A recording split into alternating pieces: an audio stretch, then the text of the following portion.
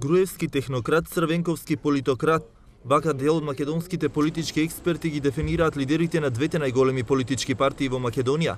И додека премиерот Груевски најсериозно работи на својот имидж проектирајќи слика на човек близок до народот, лидерот на СДСМ Бранко Црвенковски создава слика на добар оратор кој не случајно го користи скопскиот акцент по кој тој е препознатлив во јавноста, објаснува аналитичарот Петар Арсов. Црвенковски е добар во политичката стратегија и политичката проекција.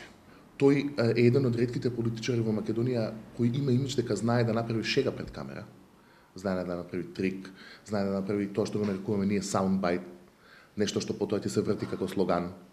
Груевски е добар во технократијата на владењето.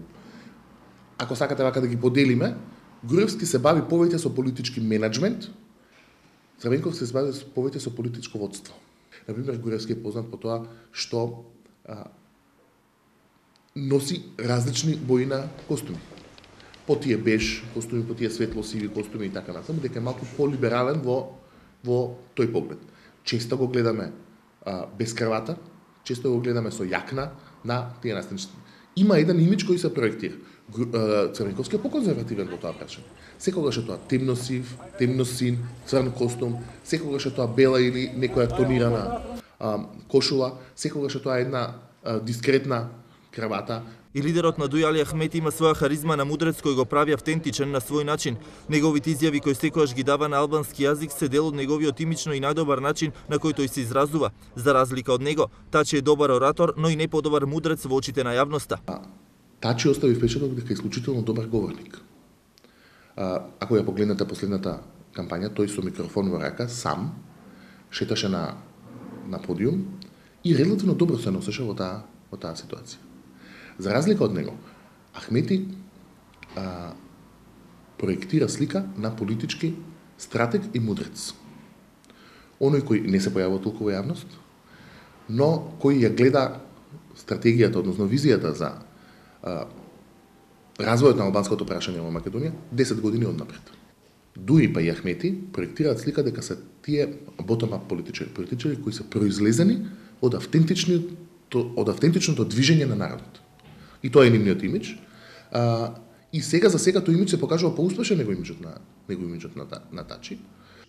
Во споредба со светските и европските лидери, македонските и натаму својот имидж го креираат спонтано, објаснува Арсов. Британците секогаш бираат лица кои што изгледаат убаво пред камера со исклучок на Гордон Браун. Според Арсов, засега единствен светски бренд на политичар е претседателот на САД Барак Обама, иако и многу други се обидуваат да се доближат до него, вклучувајќи го и рускиот премиер Владимир Путин, кој се обидува да наметне еден западен бренд на руската политичка сцена, која што не е типична за неа. Ако го исклучиме Гордон Браун, сите премиери на Велика Британија се згодни.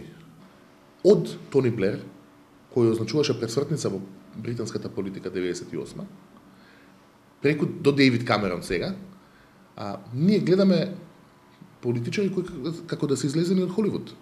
Тие се и звезди, и симпатични, па Бил Клинтон свираше саксофон, Тони Блер се појави на MTV и така натаму и така натаму. Обама е најголемиот бренд во светот во моментот. Од Обама, машинеријата на американскиот политички маркетинг направи еден од најсериозните брендови во последно време. Точно е дека Путин работи на својот имидж. Тој е каратист, джудист, не знам што е, скија, плива, пука, паралелно трча со своите бодигарди и така натаму и така натаму. Но тоа мислам дека е имидж повеќе за Западот.